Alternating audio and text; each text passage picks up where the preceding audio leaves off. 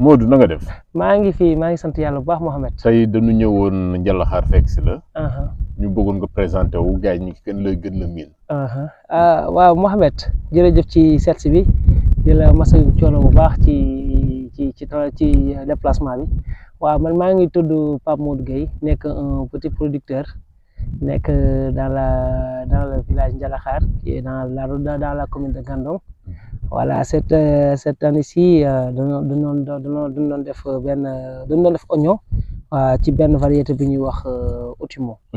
Voilà Otimo ñan ñoo koy indi. waaw Otimo nag maa ngi ko jëlee ci kër gi ñuy wax Terre Agricène. Terre Agricène pour ñi ko xamul ñoom ñooy indi. waaw marque te mooy tracteur yi ngeen di gis mooy marque classe. wante gars yi xam nañ leen ci soble ndax ay jàmbaar absolument surtout waaw ñoom soble moom wax dëgg fa yàlla boo xoolee sax ñoo fi indi quartz. absolument waaw variété bi mu njëkk gis muy def 1 kilo 500. voilà ak yow yan variété nga xam ñu faral ko doon nga def. waaw bon mi ngi mel ni comme ni nga wax ci léegi quartz.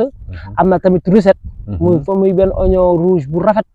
boo xoolee bay naag fii fan yee passé. waaw mooy visite bi fi jotoon def. voilà mais variété boobu tamit tarkal la. mais tamit après ma ñëwaat ñu joxaat ma bii di Otimo. xam ne Otimo mi moom ban genre xeetu soble la buy teel a duggul campagne la wala buy tardé dugg campagne. normalement nag soble boo xam si dafa war teel dugg campagne parce que moom cycle précoce la yor.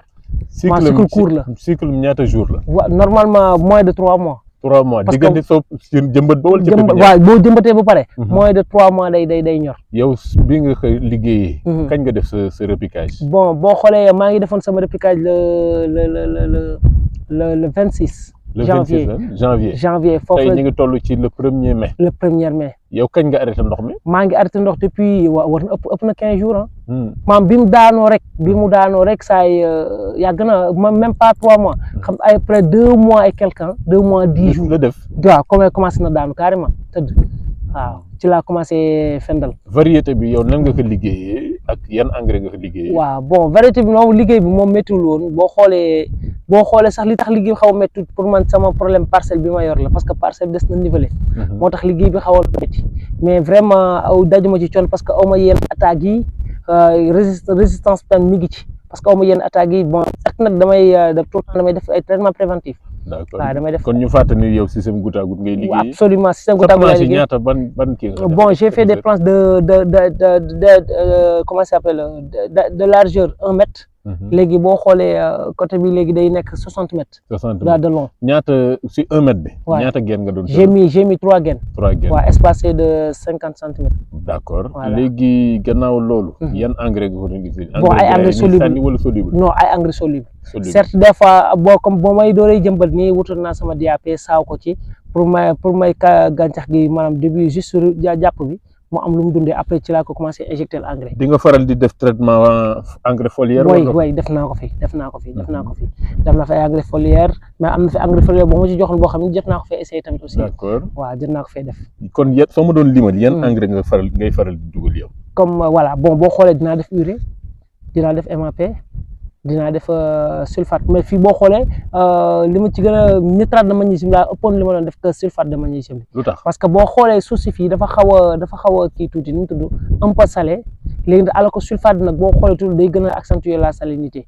moo tax le début ma gënoon a accentuer ci nitrate bi mais après à la fin nag ma commencé dugal sulfate bi. waaw xam nañ ni nitrate.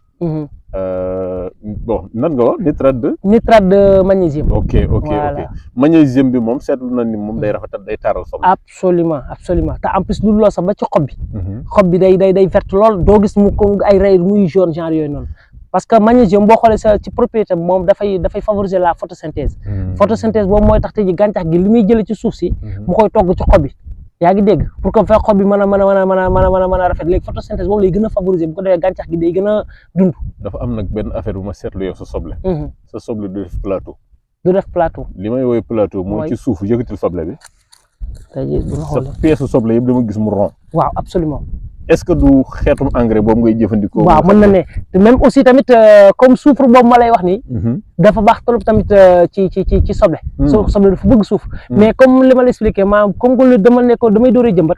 xaw ma ni parcelle bi demee ak soble bi. moo tax ma utiliser woon le nitrate de magnésium que le sulfate mais ba demee ba xam ne soble bi lépp jàpp na dama commencé di dugal sulfate parce que soufre boobu noonu dafa baax ci peau kii bi nu mu tudd soble bi. voilà soufre bi. il est très important ci soble. secret yaa ngi génn de. waaw secret soufre moom c'est très important. d'accord léegi ci traitement phytosanitaire bi moom. voilà ci traitement phytosanitaire. am loo jiitaloon ci suuf si pour aar ko. way def naa fi contre produit kii nu mu tudd contre les nématodes. nématicides. waaw boo xoolee sax le début sax juste man dama xaw a yéex a réagir ci nématode yi. way mais moo tax boo xool le début xaw nañ ma jàpp tuuti. kon nématode dina jàpp soble. bu baax. bu baax sax bu baax. bu baax da koy jàpp bu baax sax. waaw des fois ngay dégg nit di ñëw di lay tëru naan non sa soble nématode ñeme ko non c'est faux. daa fekk nekkul ci parcelle bu amul nématode. léegi le début maa ngi njëkkoon dugal oxamil. mais après oxamil gis naa ne des na après ma mujjee wut rig bi. waaw rig bi liquide laa jël après mu ko injecté ci l'affaire yi changé quoi. d'accord ci l'affaire changé. ci traitement fongique yi. bon maa ngi doon utiliser Azox. Azoxystrobin. D'accord. waaw moom c'est un fongicide très puissant. D'accord. waaw moom laa daan traité. insecticide yi bon maa ngi doon utiliser comme nu mu tudd comme Carmax doon naa utiliser bon maa ngi utiliser. waxal waaw utiliser naa Carmax utiliser naa aussi ma xool je pense que Carmax la presque la utiliser fii parce que boo xoolee Carmax ak tamit utiliser naa Radiant. parce que li ma doon bañ xam nga tàngoor bi dafa doon commencé jóg te boo xoolee trips yi ci tàngoor yi la ñuy gën a jóg te soble dafa sensible ci trips moo tax ma doon def traitement yooyu bu ko defee moo bañ a am benn attaque trips daal. xam nañ ne tamit yow sa zone bi acarien daf leen soral. absolument est-ce que acarien laal na seen soble wala faral acarien yi non vraiment acarien yi moom solo yeneen culture yi daal ngeen koy gën a waaw ci yeneen culture liñ ëpp liñ koy gën a seetlu comme tomate waaw des fois poivron bi mooy loolu. d'accord léegi ñu dellu ci variété bi lan nga mën a wax ci ay qualité bon voilà variété bi parce que yow vraiment kii nga ci testeur yu njëkk yi nga. donc yow lan nga mën a wax ci variété bi. absolument gis nga comme li ma la ko waxee tout à l'heure variété bi normalement c'est une variété boo xam cycle court la. te en plus dafa précoce. léegi boo xoolee man ci période bi ma ko defee. jour long yi ñoo commencé dugg maa def naa ko ci heure bu ma ko waroon defee mais malgré tout ça j'ai eu ce beau résultat. vous comprenez. kon kii variété yi ñuy jiital ci mois d'octobre la. merci beaucoup. kon moom war na mën dem concurrencer ñi nga xam ne ñooy dugg ci fenêtre. bu baax février bi. bu baax te xam naa bis bu duggee weer dugg ak moom février. absolument te xam naa bis bu duggee. mais kii li nga wax lu garaaw la. lu leer laa lay wax nii. kii ku dugg ak moom 1er octobre. lu leer laa lay wax de. génn décembre janvier. lu leer laa lay wax kilo 500. lu leer laa lay wax te li ma ci gën a neex mooy précocité mooy dafa gaaw. dafa gaaw loolu nekkul dama lu ma inventé la lu ma gis la. parce que ku jëmbat le 26 janvier. yow avant le 10 comment dirais-je. 10 avril waaw côté fekk na mu daanu. tëdd man kay mën naa sax xool carrément. après da nga may yónnee bagage yi. jeex na tàkk moom leen jour bi nga xamante si nii. fekk na commencé naa daanu ma commencé di wàññi sama ndox. d'accord voilà léegi côté calibre bi yow loo ci gis yow. parce que fii gis naa fi li ñuy woowee calibre Dakar. absolument déet léegi dama leen koy wan calibre Touba. yéen ñii seetaan ngeen xoolal ko seen bopp. léegi xool leen calibre yi. kooku moom day nuroo calibre Touba. waaw mu ngoog xam nga yii tey jii ay yaa di différent calibre. waaw yaa ngay gis. lii xam nga ni moom wax dëgg fa yàlla torkal mais yi ci gën a ndaw. boo xoolee yii la. ok mi ngi noonu. waaw voilà mi ngi noonu daal. d'accord nekk mi ngi noonu kon calibre bi ci lan nga joué da nga joué woon ci écartement bi nga ko doon jëmbat. wala naturellement parcelle bi moom moo amoon moo génnee loolu. d'accord mais boo xoolee ci samay écartement man xam naa ne dama ko densifier lool sax. am na ci ay repiquage yoo xam ne xatoon na trop. nan nga ko doon nattee say baaram nga ko doon nattee. wala ni ma ko jàppee mooy xam nga comme boo xoolee sama planche 3 lignes la. ligne bu nekk day jël 4 lignes oignon.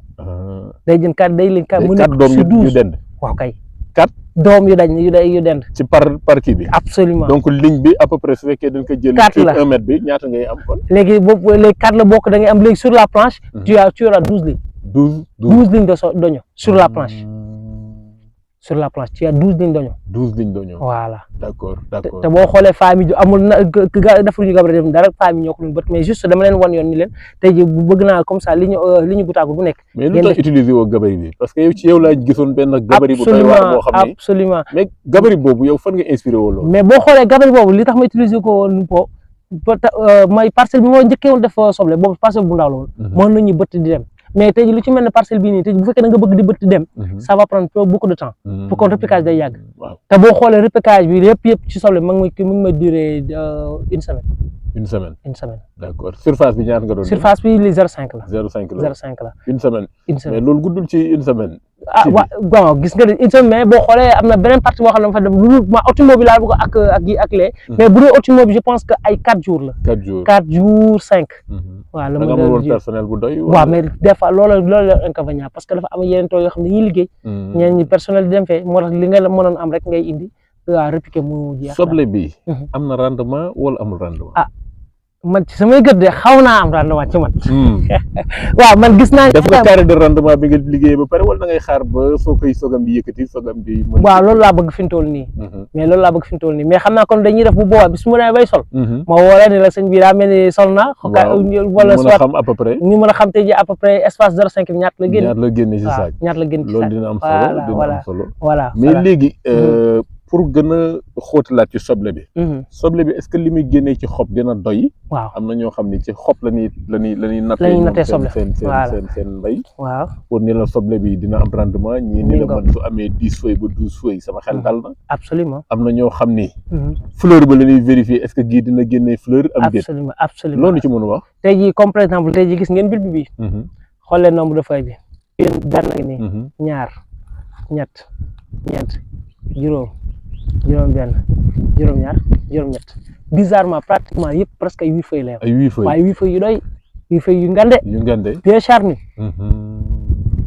moom rek boo ko amee rek jàppal ni léegi mën nga am sa bulbe bu baax